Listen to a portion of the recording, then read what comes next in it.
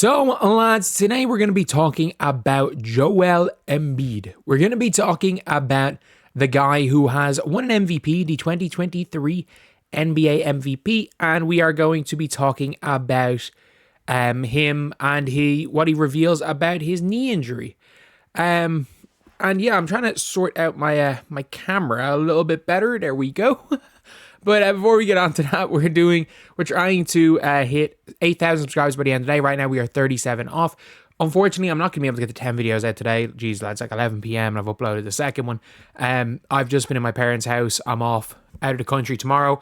But what I will be able to do is I'll be able to get 5 videos done today, 5 tomorrow, and then just play catch up. I think I'll be like 12 videos behind or something, and then it's playing catch up after that. But anyway, we're going to be talking about Joel Embiid. So he said about dealing with the knee issues. He says dealing with the knee issues has been extremely depressing. There's no injury, just between the swelling. We've got to get it figured out. I've been saying it for the last few months. Extremely depressing. And that's fair enough.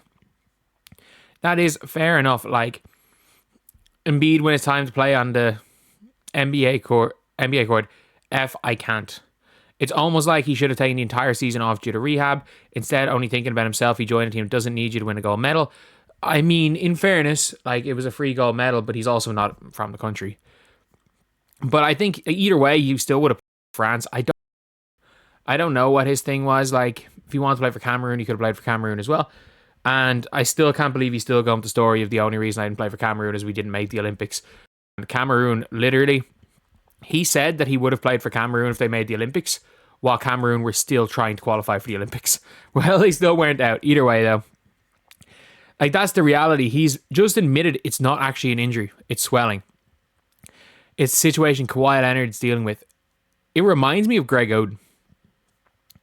Lose weight. It's not that.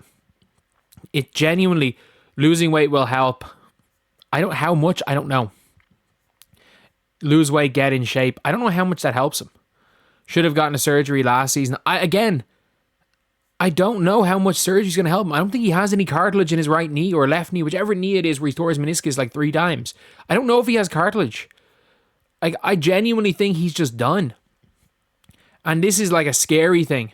Mystery injury, vague swellings, frustrated, spent the summer talking a big game. Like, mystery injury, it's not an injury. His knee just swells every time he plays. Like, it's unlikely that he's going to be able to play the next game they play.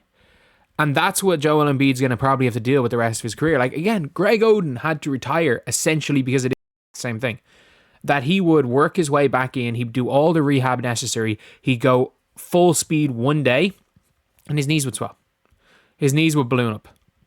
Like, obviously, I don't think it's the extent of Greg Oden because Greg Oden couldn't really play. But that's what it sounds like. Like, a lot of people are talking about, oh, this and that when it comes to Joel Embiid. The reality is that his knees just might be cooked. It reminds me a little bit of Brandon Roy as well. Like, Brandon Roy knew in about 2009 that he barely could play again. Like, was it the game in 2011 when he beat the Dallas Mavericks basically by himself? He knew then that was going to be the last real meaningful game he ever played in his career, and that's what he was going out on. And it's just unfortunate when it comes to Joel that he came into the league injured. And look, I'm not someone who likes Joel Embiid. It's no secret if you watch this channel, but obviously you feel for a guy who's going to be picking up constant injuries. Like, injuries are not easy to deal with mentally. Doesn't matter who you are. Whether you're Joel Embiid or whether you are playing in like a rec league and you're being hurt, it's hard. Like, it is hard to deal with. Like, my Achilles tear, heck, the Achilles tear nearly killed me, but that's a whole other story with blood clots and stuff. But like, my first game back, someone plowed through my knee. Meniscus tear. And I literally missed 2 years almost? I was the guts of 2 years out of the sport. Just from like an Achilles tear, meniscus injury. And it does take it out on you. It takes it out on a person that plays this game at a low level, really, really low level right now. Of course, it's going to take its toll on somebody who plays the game professionally. Because even if you are making millions of dollars, you're still going to want to play. You're still going to want to play games because, heck, basketball's fun a lot of the time. And it's something that's a little bit of a pity. But for the Sixers, Sixers are screwed. Like, you've got Podcast P tied down. And correction, I don't know why somebody said that he had a no trade clause. He does not have a no trade clause. Can't be, hope he gets it right. There was no grace to a former teammate when he had some mental health issues. He was kikiing on TV. No grace given. I wish him well.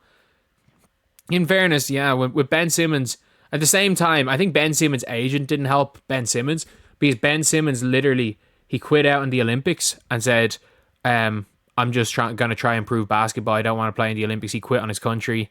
Ben Simmons' agent said that he doesn't want to be traded anywhere other than LA because LA or Miami, because a young socialite like Ben Simmons needs to be in one of those areas. So Ben Simmons' agent didn't help him in that scenario. But when it's Kawhi, though, like, we all kind of know Kawhi's almost done. Like, for people saying he clearly states there is no injury, people saying his career is over. You don't understand when there's no injury and your legs are just not functioning. That's the scary part. It's the scary part when there's no injury. The reason there's no specific injury, that is the scariest part of it all. Gotta lose weight. He's 300 pounds. Knees can only carry so much. I don't know if losing weight's going to help Joel Embiid. Got them Greg Oden knees, yeah. He's at max 3 years. And that's the saddest part, is that Joel Embiid, his retirement could be with LeBron James. And I'm not joking about that. Like, sometimes your body just says no. And it's funny when it comes to, like, today's day and age, is like, people expect players to be able to play through their entire careers and all have these long, ultra long careers. But the reality is, where it's like, what's happened to Embiid and Kawhi is something that has happened. It's just like, you got three superhumans in LeBron, KD, and Steph, that a lot of people are expecting that to be every player. But the reality of the situation is that it's not. There are superstars that are going to have 10-year careers. Like, heck, Larry Bird had a 10-year career. Pretty much 10 years, maybe 11 years. But, like, he basically had a 10-year career. And then you've got, I'm just trying to think again, even into the past, how many years did Ralph Sampson last? About 5? Like, that was a real common thing. Like, he's outlasted the likes of Buggy, and his knees are really struggling. So yeah, he does have Greg Oden type knees.